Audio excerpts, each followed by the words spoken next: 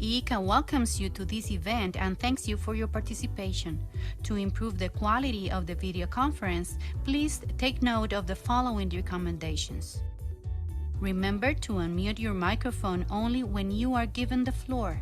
Please keep your microphone muted when another person is speaking. We ask that you keep your camera on at all times so that the other participants can see you. If you need to step away for a moment, you can turn the camera off and turn it back on when you return. Please put your cell phone in silent mode to avoid any interruptions during the video conference. We recommend that you maintain proper posture and position yourself adequately in front of your computer. Simultaneous interpretation will be provided for this meeting via the Zoom platform. At the bottom of the Zoom screen, you will see a globe icon that says Interpretation. Click the icon and select the language you wish to listen to. It is very important that you select the language in which you will speak, as this will facilitate the interpretation. At the end of the video, please remain silent for 30 seconds. Afterwards, the moderator will begin the meeting. Thank you very much for your attention.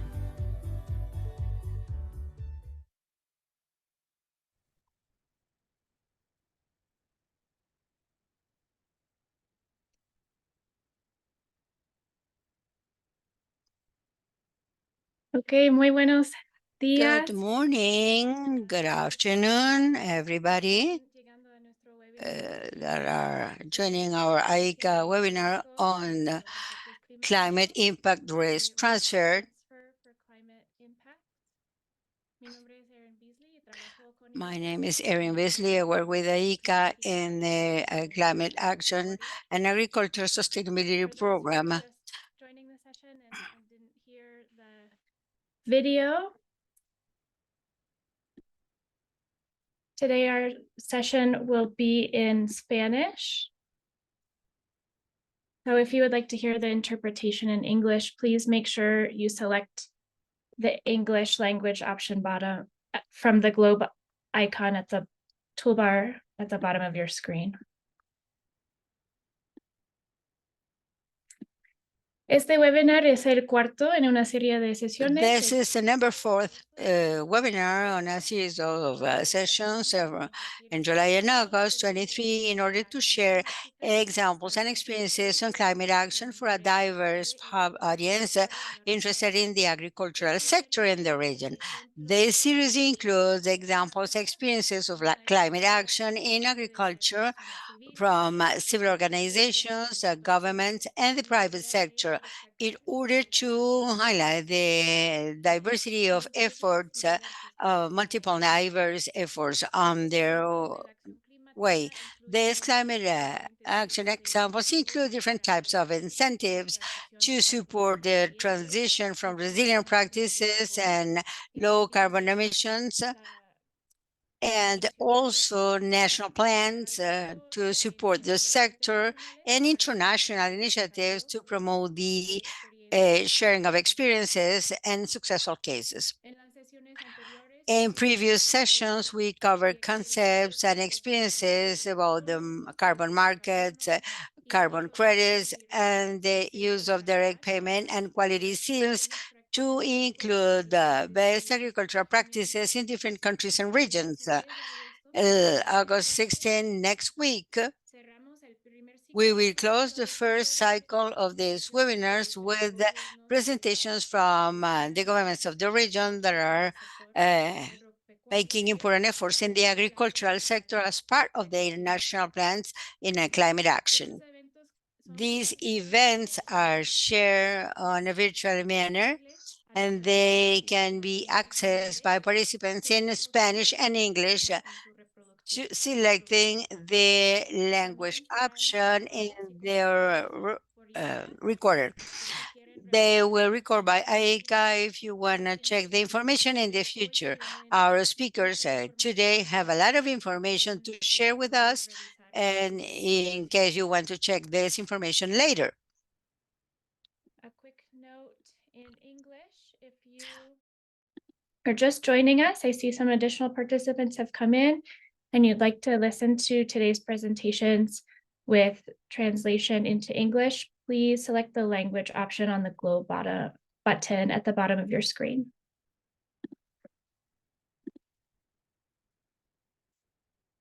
Entonces, ya para empezar, So to begin with, I would like to invite our first speaker, Luis Augusto Crisostomo, coordinator of the program of rural insurance of the Ministry of Agriculture and Livestock from Brazil. He will share the experience with this agricultural insurance and its use as a tool in the context of climate impact and food safety. For participants, if you have questions while you're listening the presentation, we have the questions and answers button where you can type your questions and we will answer at the end of the presentation. So thank you for being here with us. And please, could you unmute and share your screen? And you have the floor. Thank you. Thank you, everybody.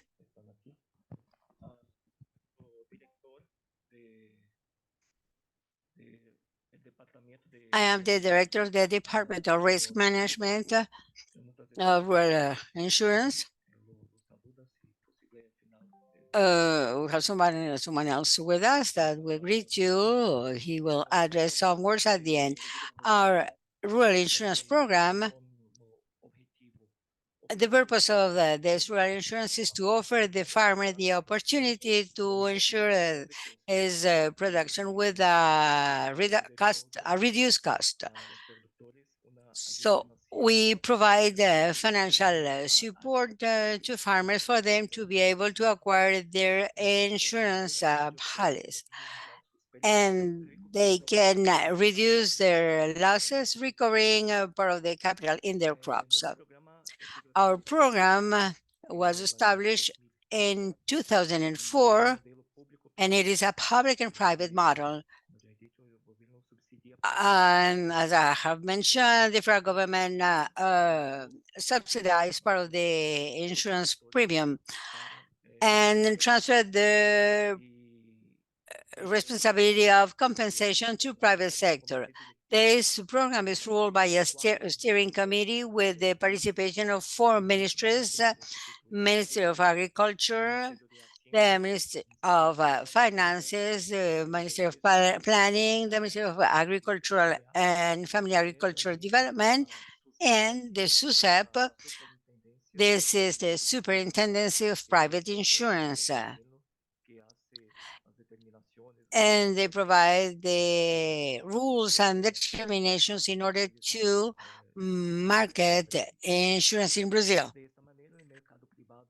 This way, the private market conducts all the work. They assess the risk, develop products, provides compensation, conduct insurance and reinsurance of operations. And we in the government, we only provide the grant of the subsidy. We have 17 insurance companies qualified in the Ministry of Agriculture to act in our rural insurance program. This way, the producer has several options. The first option is to stop the risk, and if he takes this option, there is a possibility of loss that will generate the inability to pay the funding. With this, there is a reduction of credit for the following plantation, and also a reduction of technology and a commitment of the equity. There is a possibility, on the other side, there is a possibility to share risk by acquiring a losses mitigation tool. And this is the insurance service. So in case of a loss in production, the farmer receives a compensation, and with this, he can have access to credit for the following plantation. And there's another thing, insurance companies try the farmers use more technology in order to increase productivity. So this is a good collateral effect or side effect. These are 7 modalities of rural insurance. And the column to the right, we have the modalities with grants. And they are agricultural insurance, livestock insurance, forest, and aquaculture insurance. And 3 modalities without grants, which is the life insurance, the rural commitment, and patrimonial insurance. We have 4 types of insurance: cost insurance that reduce the production cost, the production insurance goes to production and price, and the billing or revenue insurance, which is a calculation made at the end of the plantation when at the harvesting time. So there is a revenue amount calculated with the farmer. If it is low, he receives the compensation.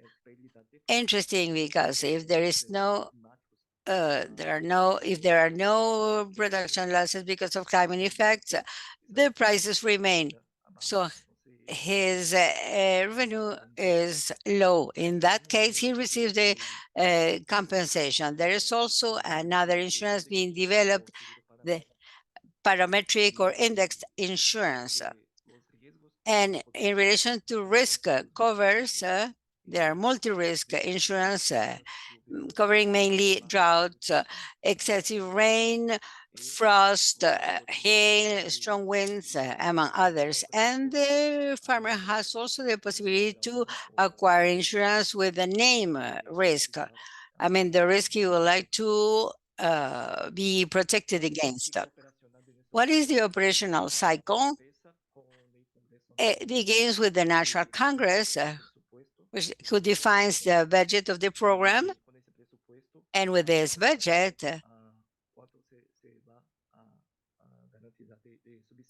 and how much subsidies are going to be granted.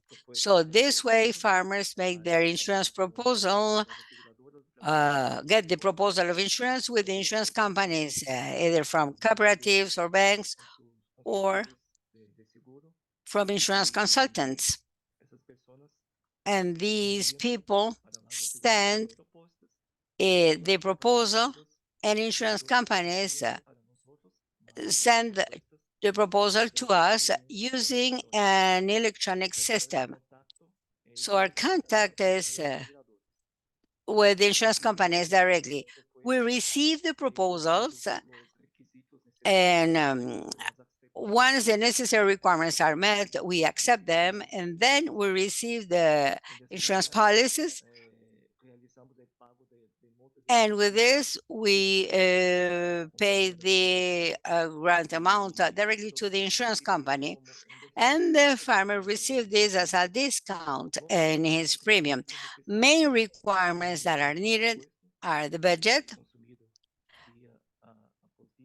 on a daily basis, the limit the farmer has to receive, and that he does not have any debt with the government. In relation to the limit, let me give you another an explanation with this table. This is the limit the farmer has every year to receive as a grant. He may receive 60,000 reals, and this is the conversion into euros and US dollars. And this is for each group: grains, fruits, vegetable crops, coffee, sugarcane, forest, livestock, and aquaculture. He can acquire insurance for more than one group, and the annual limit is 120,000 reais per farmer, so some 24,600 US dollars.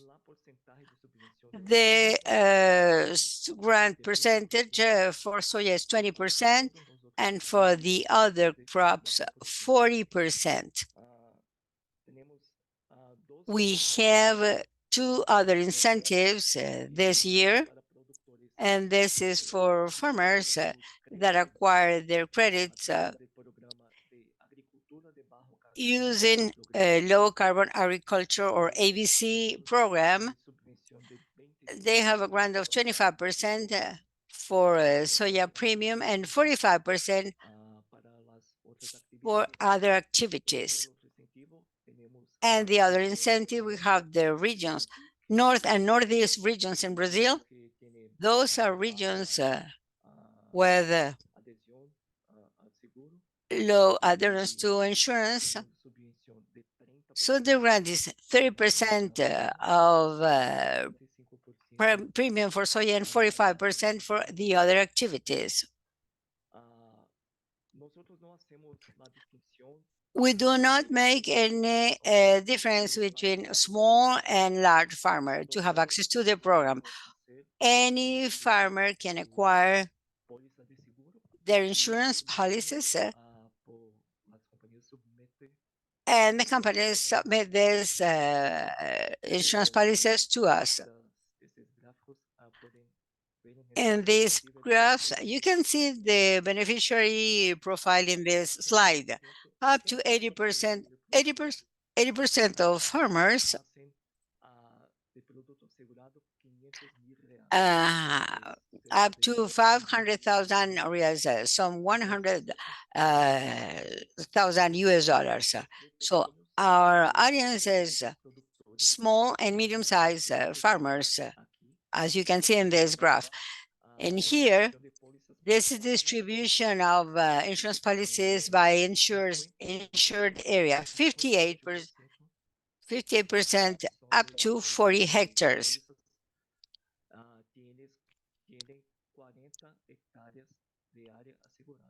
So this 40 hectares are insured, 83% up to 100 hectares insured. And as I have said, a farmer may have more than one insurance policy, but this is the grant by farmer. In 2022, 58% of farmers receive request this grant up to almost $2 million, and 80% up to 24,000 reals, which is less than $5,000 US dollars. So even with this limit of 120,000 reals a year, the most farmers request up to 24,000 reals as grant. What are the activities with more subsidies?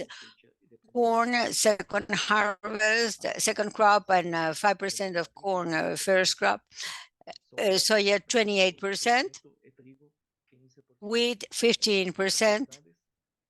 This represent some 80%, and these other six, coffee, apple, and grapes, represent 90% of the demand of farmers in our program. We have more than 60 activities considered, and the other activities that we can mention include livestock, sugarcane, forest, other fruits, and different legumes. This is a short history of the compensations starting in 2016. So compensations have grown exponentially since 2017. We, in the last 7 years, insurance companies have paid almost 1 billion US dollars. No, I'm sorry.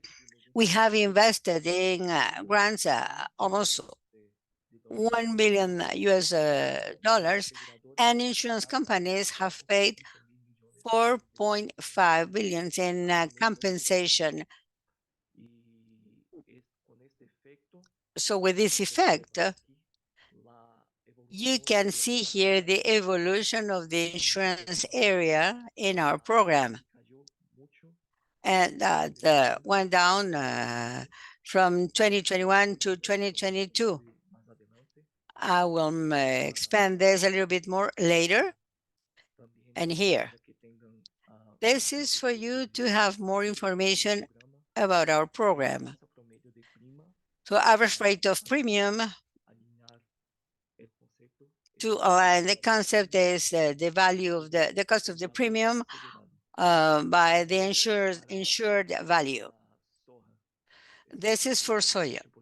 So it is 8% for corn, but for winter crops, wheat and corn has increased a lot. So some 15% of premium rate for wheat, for example, and 12% for corn. And with this effect, the insurance price, the average premium per hectare insured, went from 200 reais to 3 times more, has increased 3 times more this year for these 4 major crops. And here, as I have indicated in the previous slide, the incident rate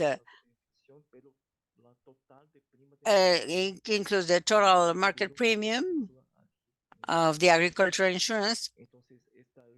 So this red line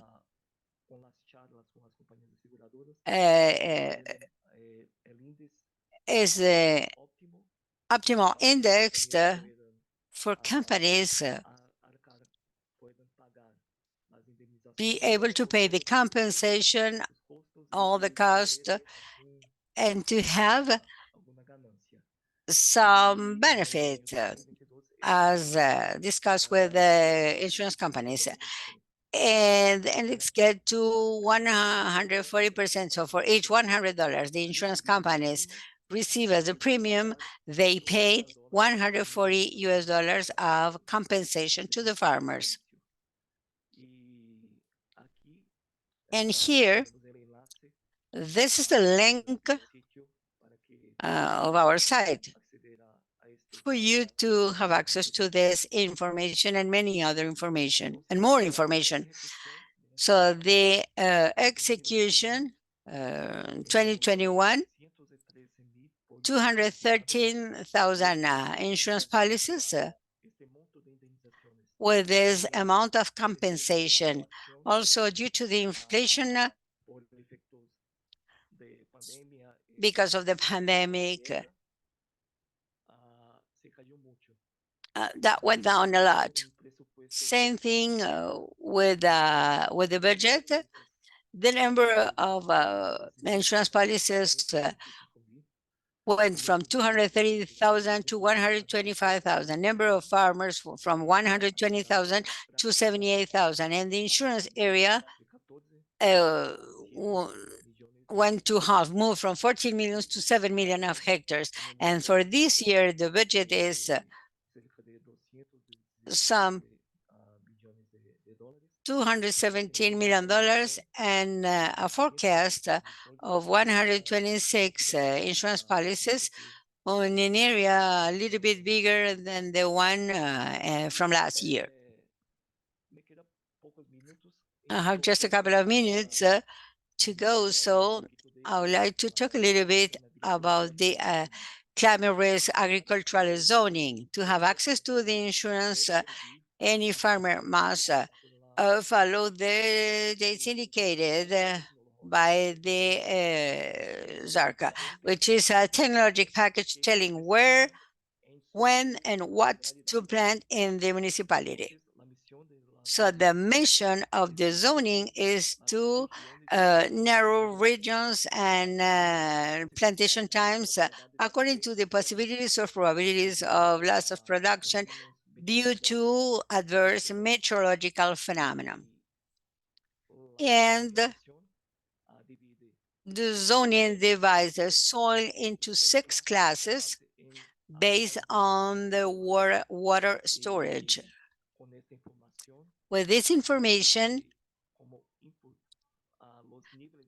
we see the input of the management levels of inclusion, considering soil coverage, infiltration, water infiltration rate, root deepness, in order to reduce the water risk, and also the evolution that we will do is that we will take care of the risk information for the expected productivity in each planting period and in each plantation period.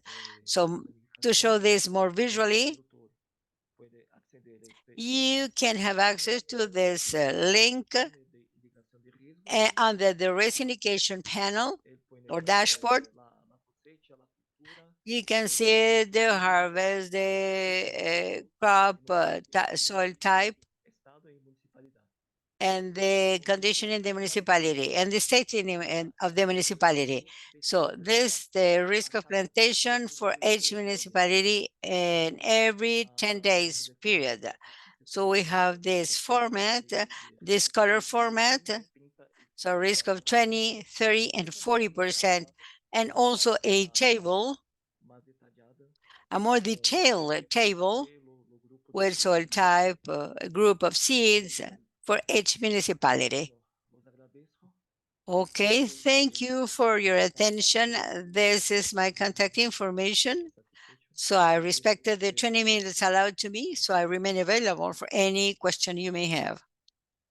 Muchísimas gracias, Luis Augusto.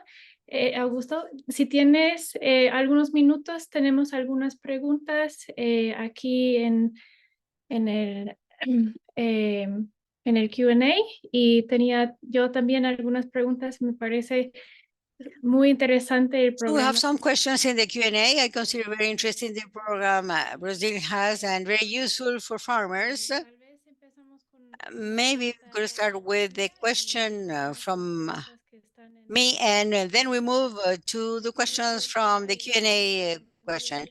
If you listen to the presentation and you would like to ask a question, you can type in the Q&A, which is the bottom at the end of the Zoom screen.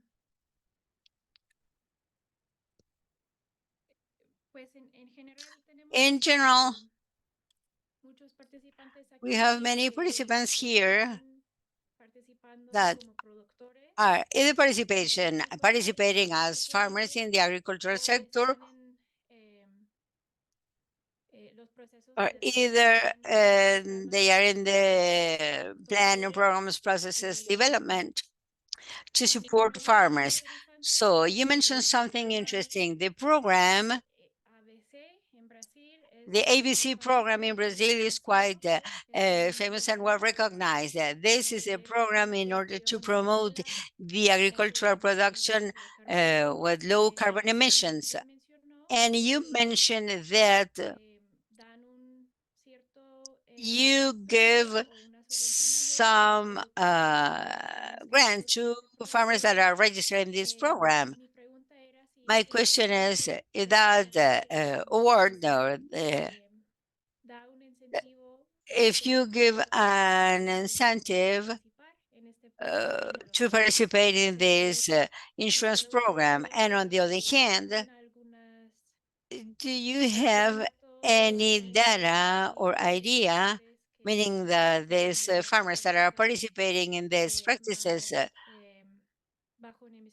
that are low carbon emissions, if they have a more resilient response to impacts, or if they see any difference in their participation? Thank you. This incentive is new. The first year,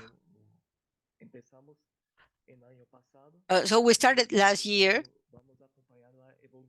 So we're gonna support the evolution of this incentive, and they are some 2,000 farmers that got this incentive. So we know that the technique applied for low carbon emissions reduce the risk, and there is a system and the development, and this is the integration of the crop with livestock and forest. So it is a crop system that makes this integration of the three modes, and that's better for animals, for the support of the animals. They have the forest, and it is very important for carbon sequestration. Yes, we started this project with this purpose, which is to make farmers to learn about the program, this low carbon program, and for them to know the new systems of production with integration. And this way, the idea is that they also learn about the tool of insurance. Thank you. We have some questions in the Q&A. A question says, is there any insurance for integrated or regenerating farming systems? Or this is seen as part of the ABC program? And we have another question asked by Rodrigo. So I open, you can have the floor, Rodrigo, and we'll take the two questions all together. Thank you, Erin. Hello, Lisa. Pleasure to meet you. The question is, and what happens with the rest of farmers? I understand that the grant covers a small fraction of agriculture in Brazil. So the question is there any private active market for agricultural insurance? Thanks for the question. First, the program, the ABC program, is a credit program, so leading program. It is a program that encourages farmers with credit make sustainable projects for them to reduce the rates in credit. So the credit rates are lower for them. And for us, we supplement with the cheaper insurance for them. And Rodrigo, good question. With the problems, as I have mentioned, this inflation issues and compensation issues, our program in 2021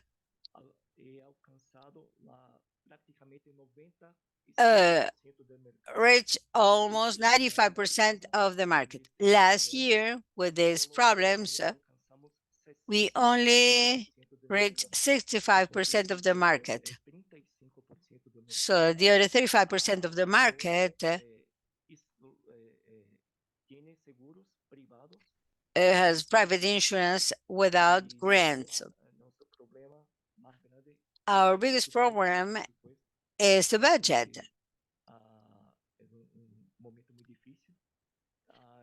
It is a difficult time. So there is a private market and it is being developed in Brazil. I can also highlight another tool for risk, which is not private tool. It is a governmental tool. This is ProAgro program. This program is for small farmers, and when they get the credit, they can guarantee their credit directly with the banks, paying a little bit more. And this program, the government acts as an insurance company, because in case of loss, the government must pay the compensation to the banks to remove the credits taken by the farmers. So we have this private program, and we also have the governmental program, which is ProAgro, and this program is from another ministry. It is managed by the central bank, because they are involved with the credit, and we have the Ministry of Family, Agriculture and Development, responsible to support the program. Gracias. Tenemos muchísimas más preguntas We aquí. have many more questions. I'm not sure how we're doing with time. If we could have 5 more minutes for questions and then move on to the second presentation. Okay, another question.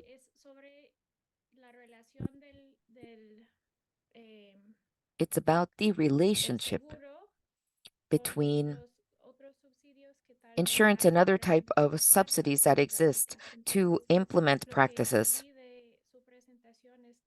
So what I understood from your presentation is that subsidies are part of a more economical premium, more economical for the producer, that is, with a lower interest rate or a preferential rate, we can say. Is there a service in this program that helps producers access funds that they need to implement these types of more sustainable practices in their farms? Well, specifically for this program, if the producer wants to insure $100,000 or wants to insure that for soy, for example, he or she has to pay a premium of $10,000 for at a 10% rate, for example. So out of the $10,000, the government will pay $2,000, and the $8,000 that remains is paid by the producer. Or if it's maize, the government pays $4,000 and the producer pays $6,000. This is a federal level program. We have 2 states that have regional programs for their own states. So the producer can attain this type of subsidy for their insurance as well, the state insurance plus the federal insurance. So for other incentives, the main incentive has to do with credit. So we have credit programs for investment in their capital, we have programs for their crops, programs that Entonces, y es más importante en si tomamos como base a los cultivos sustentables. Gracias.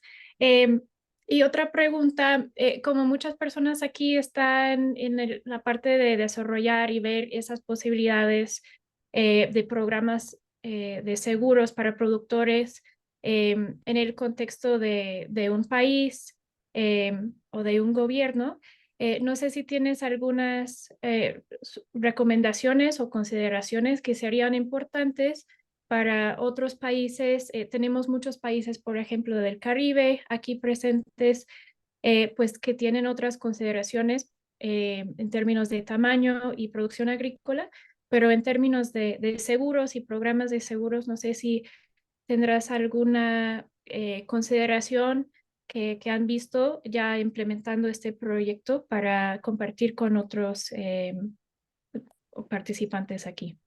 with other participants here. Well, we work a lot with with pilot projects, with countries that want to develop their market for agricultural insurance. So it's important to be able to start with very simple systems. We work on a system, for example, but there are cities that work with Excel, for example.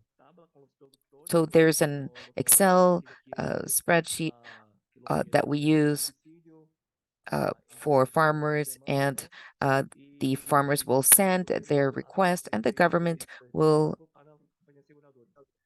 pay the insurance directly. Now, it's very easy to contact the insurance companies directly. For example, we have 7 companies, and it's easier for the producer to reach out to the insurance company rather than the insurance company to the 120,000 farmers, for example, that may exist. So I'm just saying that what we try to do is provide an interface with the insurance companies. And that way, the discounts are made available to the farmers. But each country has their nuances. But we have material that explains, brochures that explain how these subsidies work and how to get a subsidy. So we shared these brochures with municipalities, with the state level governments, to motivate them to also develop their own local regional programs, in addition to our federal program.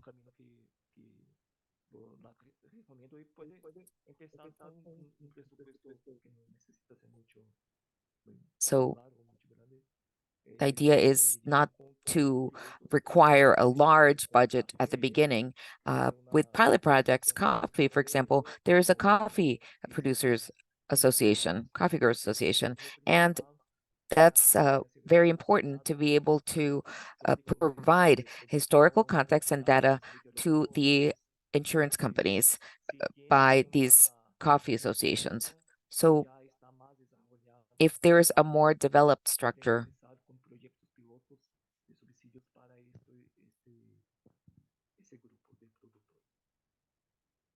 so that those are the situations that exist in Brazil, the context.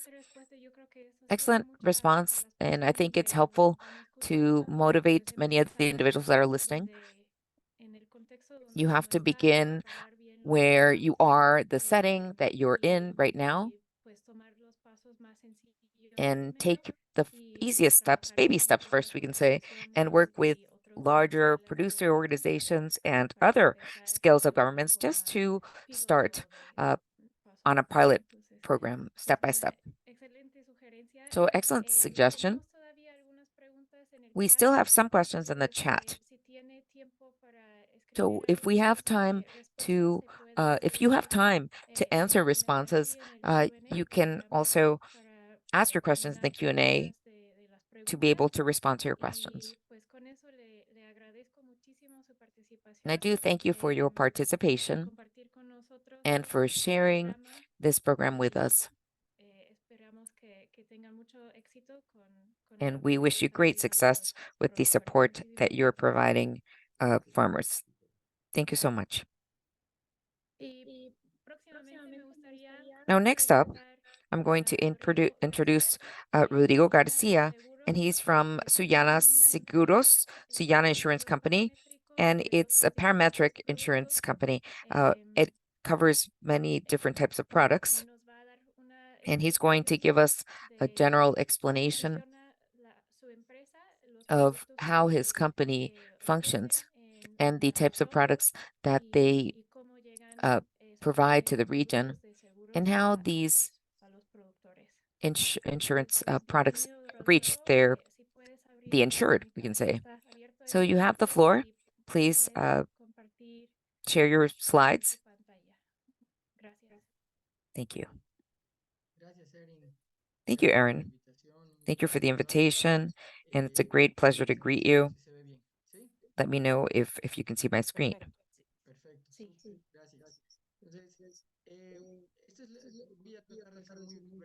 So I'm going to try to be very brief. I wanted to start with something that's more textual with regard to parametric insurance, because we have a great array of programs available. So I'd like to present all of these alternatives. And then I wanted to share a bit about the work that we do in Suyana. So what's most interesting is to begin with the where within the scale of insurance. And I do apologize for having presentations in English and Spanish. But low risk and catastrophic risk includes different types of adaptation mechanisms. Now, the insurance is to this right quadrant. It has to do with insurance indemnity and index, credit guarantee, subsidies by governments, as we just heard. And there are other ways of protecting yourselves against disasters. Insurance is usually aimed at catastrophic situations. Now, perhaps insurance comprise the best instruments to protect individuals that have a semi-commercial aim.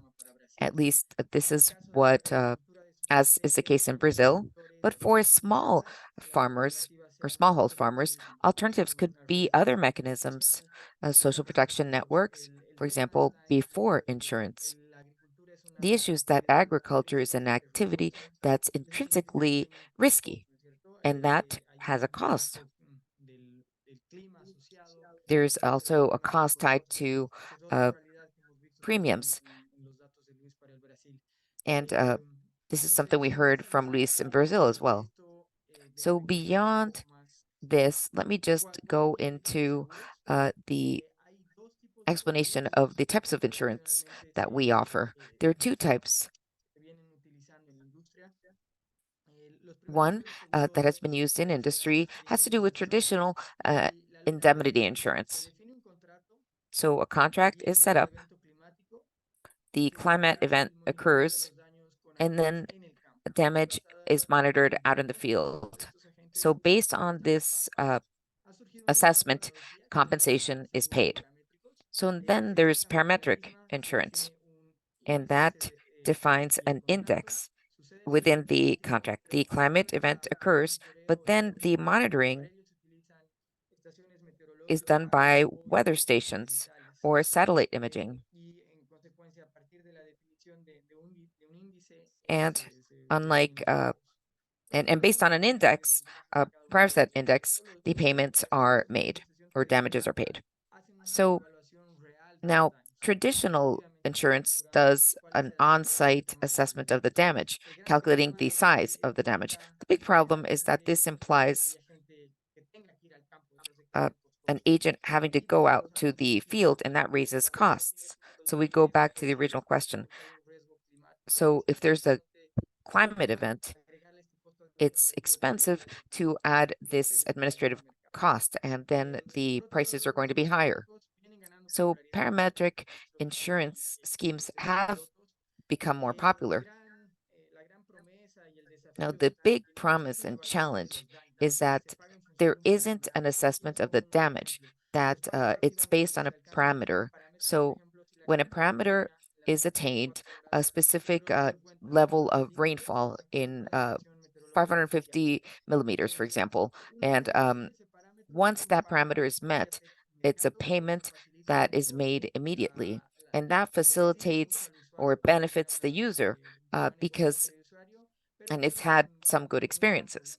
But the problem that is tied to this is a base risk. And let me explain what this base risk is. I'll do it in a second. But just on a general level, there's evidence that exists showing that having insurance has positive effects in reducing poverty, that it prevents truism or absenteeism of children in schools, and helps agricultures or investors sustain their investment.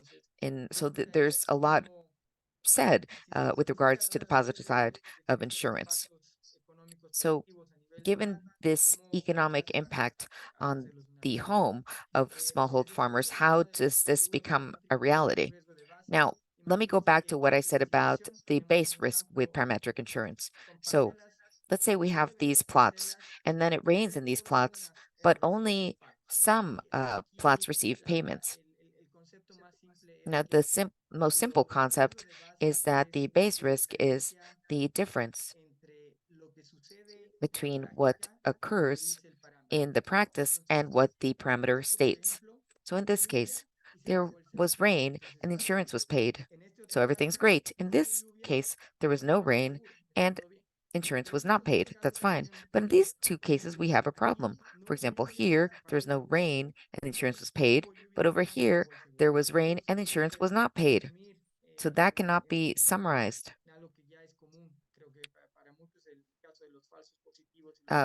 as false positives and false negatives. So the base risk is essentially that.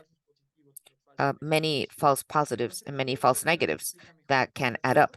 So this perhaps explains it better. I'll share this presentation with you later, but it's the same idea. There's a difference between what the parameter states, what should happen, and what effectively is observed out in the field.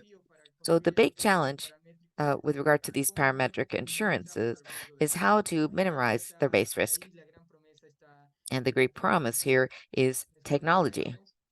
So I'm mentioning this because, as Luis mentioned also, there are many pilot projects out in the world. The big challenge is how to go from a pilot project to a scaled up project. So the root issue is this difficulty to maintain costs relatively low, even when there's government subsidies being paid, and how to attack the base risk issue that is intrinsically tied. This is the big problem I was mentioning. Generally, what occurs is that the cost of taking the insurance to the market is going to be more expensive with regards to what is available to be paid. So the costs include three aspects. The climate risk cost, that's very difficult to assume. And there are other costs that we can work with.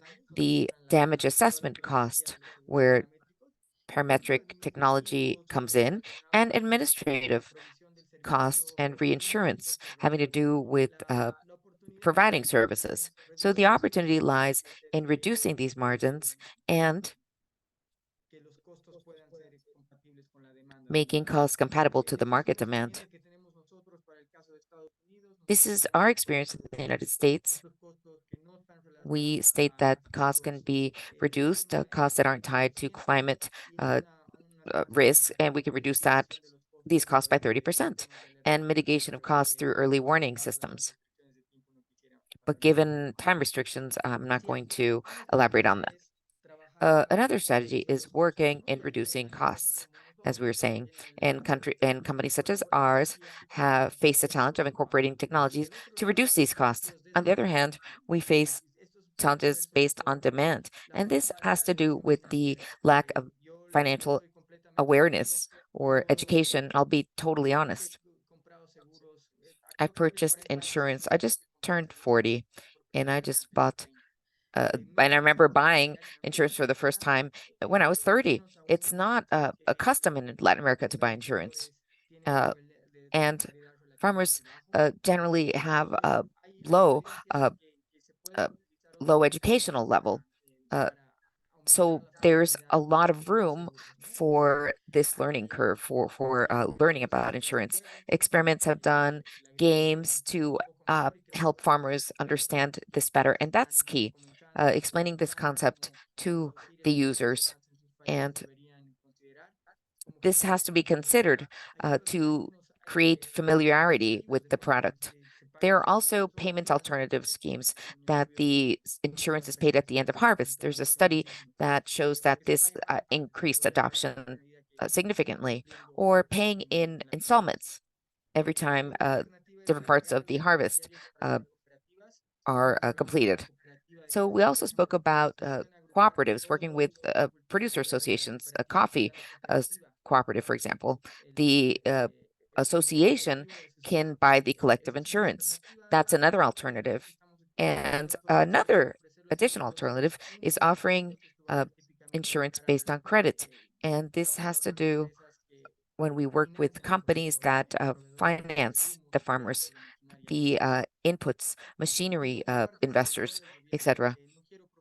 And the other is the role of the government. I'm not going to go much in depth into this because Luis did an excellent job of that. But these are aspects that what is being done in Brazil.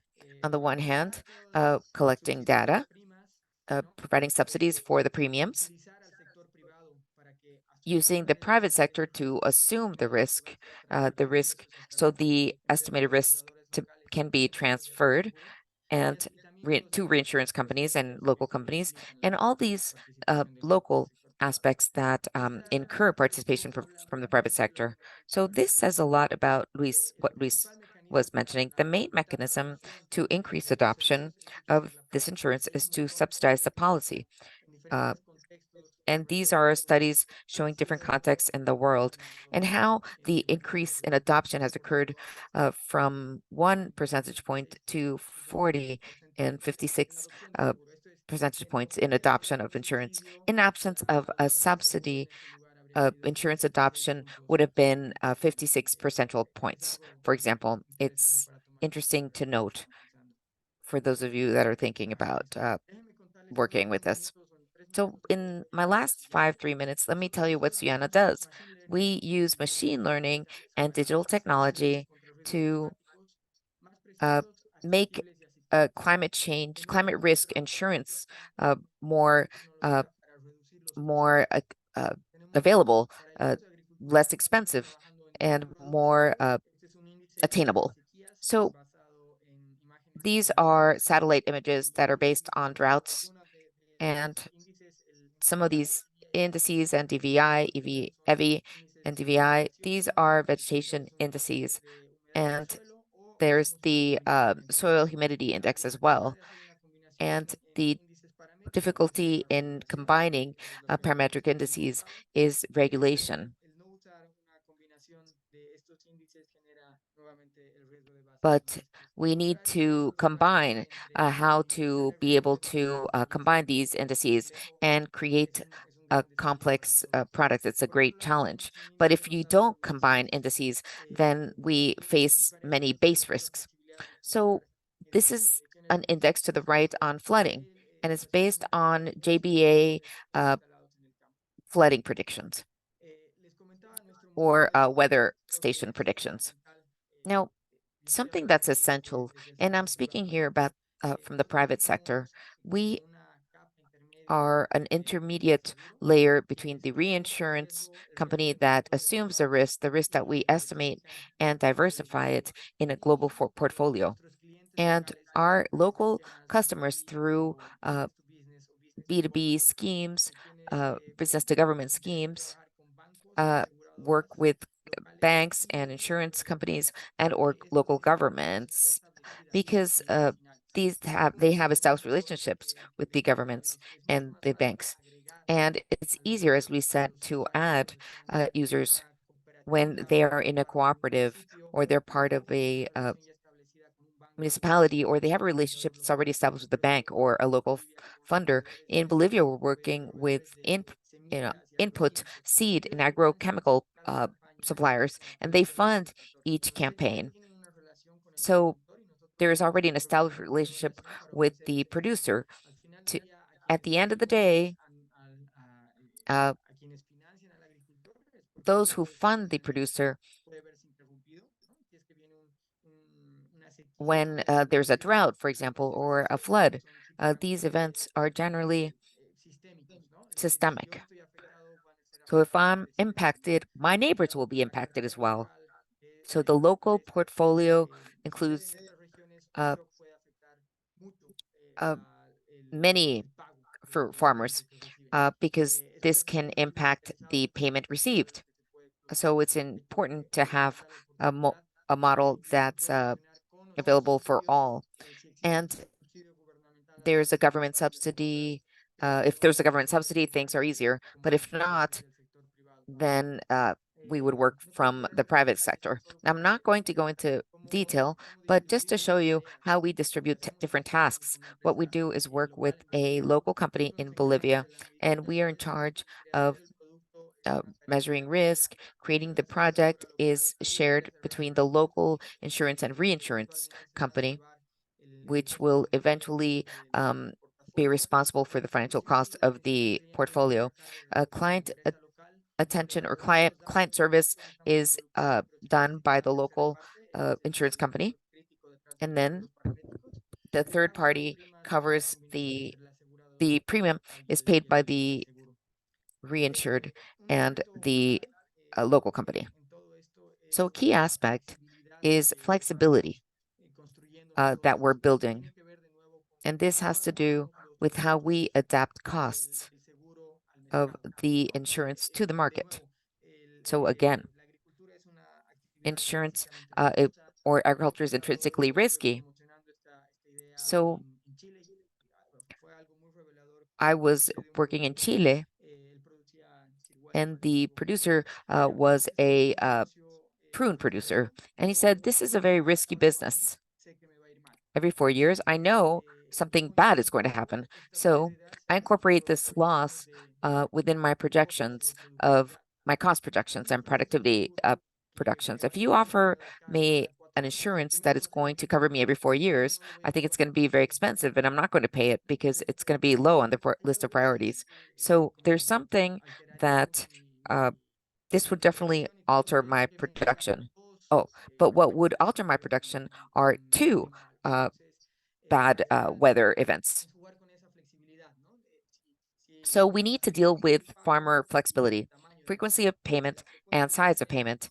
If there are two consecutive events and the consequences are nefarious, then we can't offer that flexibility. What we could do is cover two consecutive risk scenarios at a fraction of the production costs.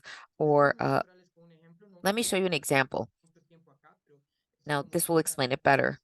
And this is typically how an insurance scheme would look like if there are two bad events.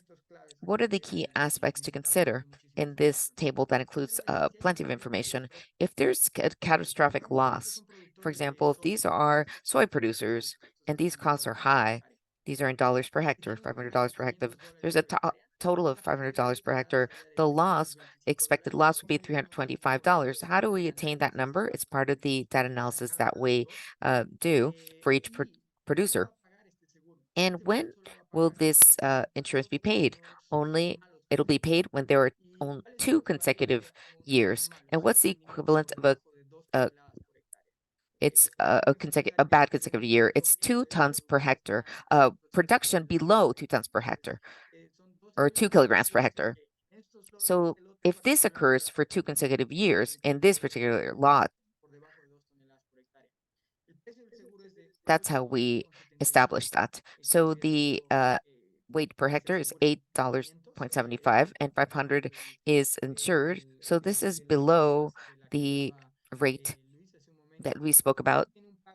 And then it has a payment of $260 per event. So this is a very restrictive result. So two bad consecutive years have to occur for this to be paid.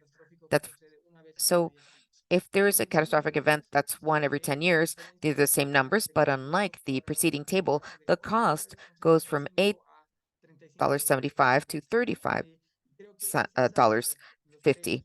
And these are higher prices than what we've seen in the market. So perhaps this is part of the cost that the farmer is willing to assume in the event of loss. There's not a subsidy or nothing in between. But this is the service for uh, farmer. The second alternative that I wanted to mention is that we can also look at insure parts of the cost. So we were working with companies that work with agrochemical seeds. Then out of the $500, we can insure 350. So the premium, we would expect the premium to go below. The premium goes down to $6. So see, with flexibility is an art. So it's not about coming with technology and establishing the result based on the solution. So, or the result based on the products and technology. Now, this is my team. I used to work for the World Bank and the Inter-American Development Bank. This project began when I worked in Bolivia for a university, and we obtained the fund to come up with parametric insurance. And this was a disaster due to the great lack of information that we have. This is familiarity that has to be addressed. It has to be minimized. And Luis spoke about. So without information, it's very hard to build this type of insurance. So the value proposal is to look at to address those projects where information is necessary. So our project is geared at trying to resolve these problems dealing with lack of information. So we learn somewhere and we take that information to another area. So we have a data scientist team, a first level team, and we have a group of advisors that come from academia. Marco Andrade is tied to the academic world. So we try to uh, intertwine the academic side to the commercial side. So we have received much recognition from prestigious institutions, and we are on the list of Lloyd's Lab, and that's a great privilege. And we're finalists for Lloyd's Lab. And if this happens, if we're able to get on the list, you'll probably hear more about us. So I'm not going to go into more detail about this solution, but thank you so much for your attention, and I'll be happy to share my slide. Thank you so much.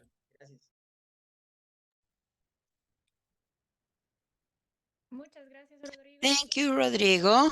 Excellent presentation, and thank you for helping us to see a little bit more details about the insurance and how they work for farmers in different situations. And as insurance supplier, how to guarantee that there is a good result for the whole system, and not only for, I mean, to reduce the risk, the basis risk you mentioned. I'd like to invite the participants that are listening to us, if you have questions for Rodrigo, particularly for Rodrigo, and particularly about what he shown related to Sullana and the role of the private sector in offering insurance policies for farmers regarding climate impact. If you have any question about his presentation, please type it in the Q&A.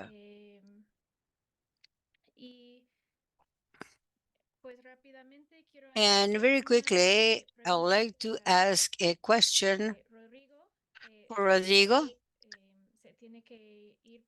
I know you have to leave, and then we will open the space with some final comments by Luis Augusto.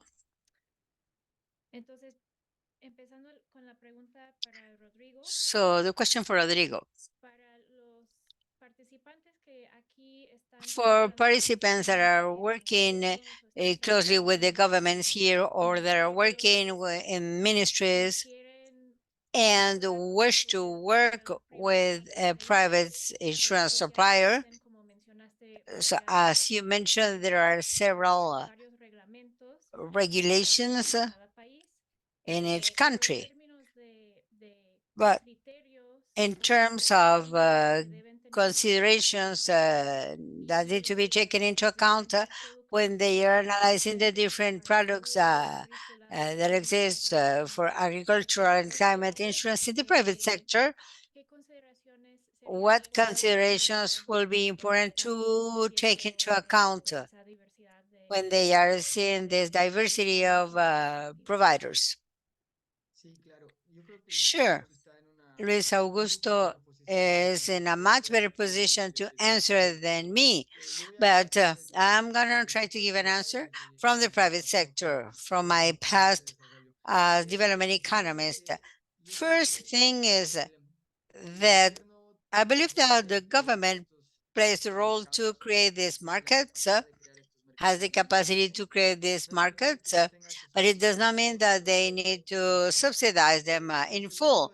And number two, I am a firm believer that the private sector should compete in a directed manner. The government may decide the goals to target with this program, and the private sector should find a way to satisfy this demand from the public sector. Eventually, and there's also the question for Luis Augusto, if this program of government subsidies will move to a market solution only, or if it is a scheme that you consider will remain in the future this way. This is related to market design. And the other point is to be realistic regarding the expectations. The project came from an experience with parametric insurance in Bolivia in a rural area with very few historic information, very little historic information. So I decided to create an insurance affordable. So this is what I show you in my first slide, the different tools that exist to take care of the needs. Insurance are aimed to the production of small, medium, and larger farmers. For the smaller and subsistence farmers, there are other mechanisms, direct experiences in case of catastrophes. They have the most efficient option. I know I have answered a little bit of everything, but I hope it was clear. Thank you. Another question that we have here in the Q&A is, so both speakers can answer. And this is about the self-consumption production, small farmers that are mainly producing for self-consumption. If there are mechanisms for risk transfer or insurance for them, and to combine with this part, Rodrigo,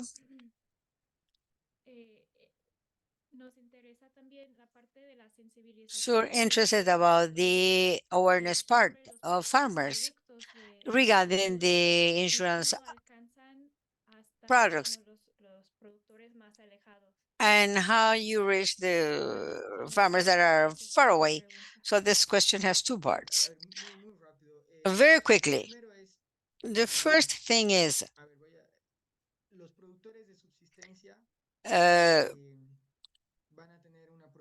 subsistence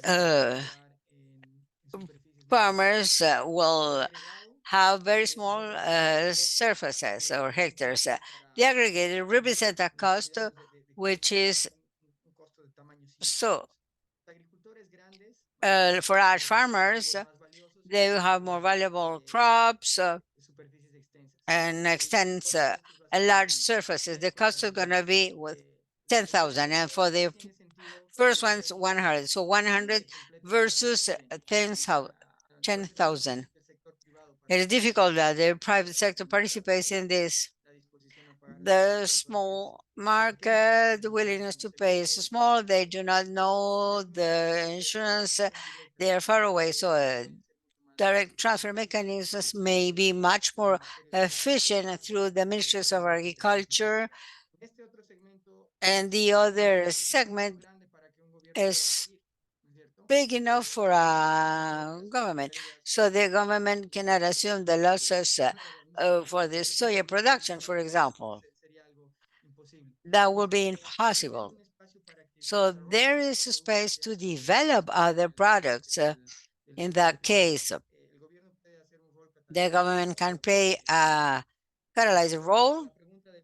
And the awareness question, this is a recurring issue. The academic literature has shown that there are ways to raise awareness in farmers. Most of us are not familiar with the acquisition of insurance or a credit the first time they are exposed. So this is a learning process. And the good thing is that there are ways that have proven to work so far. Muchas gracias. Thank you. So, la pregunta era para The question was for Luis Augusto as well. So Luis Augusto, you have the floor.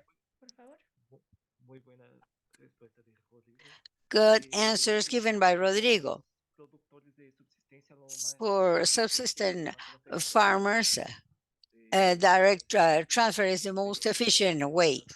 So here in Brazil, we have a program for these farmers in the Northeast region, a region with a lot of droughts for long periods of time. If the city declares that there is a catastrophic situation, farmers receive payments for subsistence directly for them to be able to acquire food. Low value, some 200 US dollars, but it's sufficient for farmers to acquire their food for 3 months, for example. This is an important support. It will be, the technical assistance is much more efficient. In our case, states have their companies of technical assistance to provide this support to farmers. Muchas gracias. Thank you. Well, I believe this is one of the thematics we're listening from both speakers.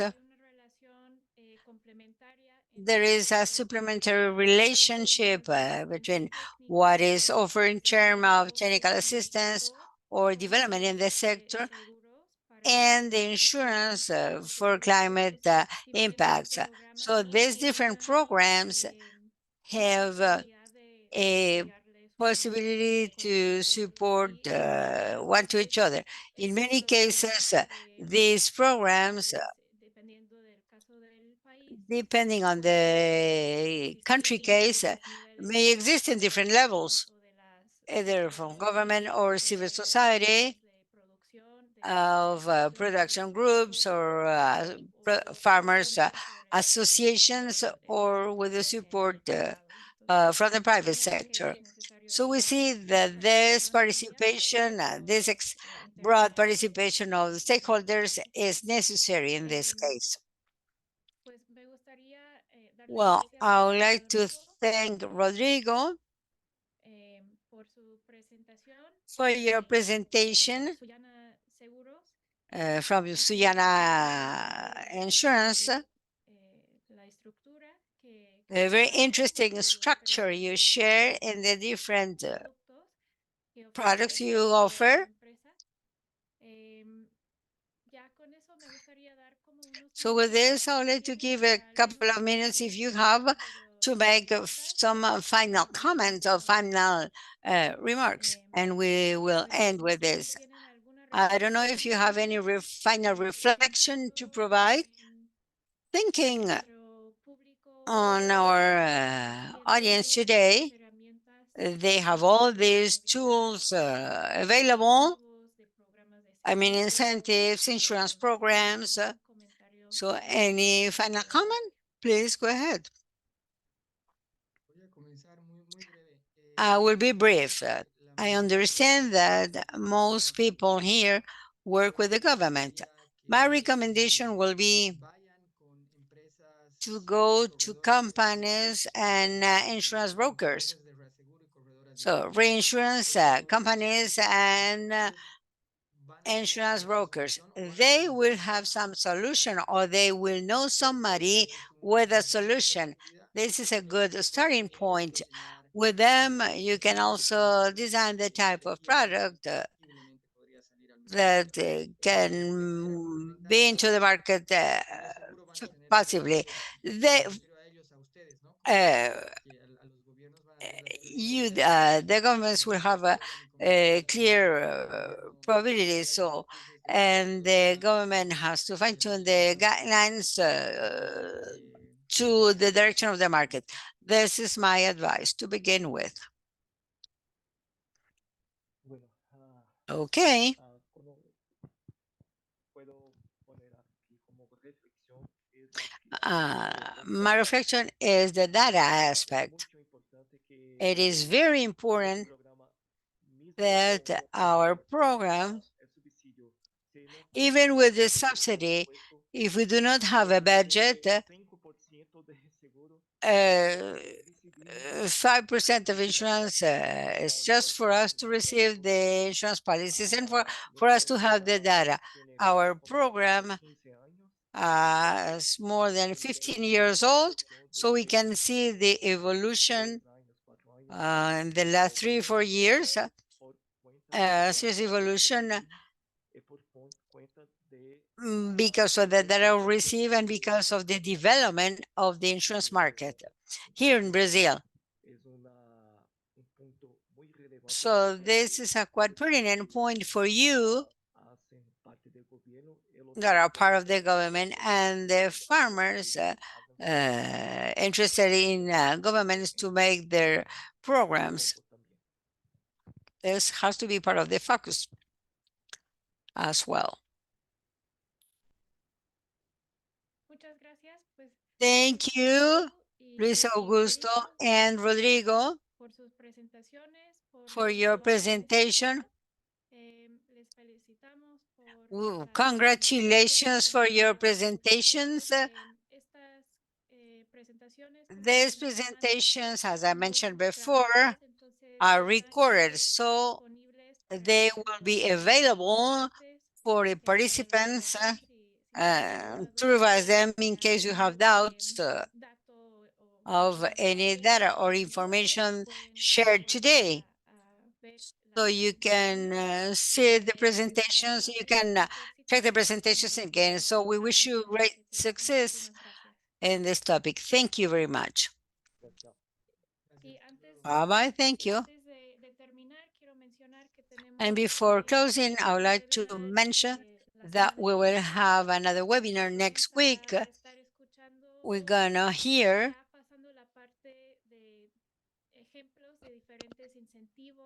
examples from different incentives that exist in the sector to transition the products and to more resilient practices to the climate impacts and to reduce emissions in the sector. That will be held on August 16, and this is about the national plans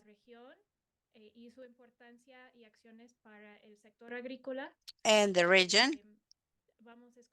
and for the agricultural sector. We're going to hear 3 countries that are the climate action within their national plans of climate action. Thank you so much, everybody, for listening to today's session. So we'll be back next week with more information. Thank you very much. Thank you and good morning.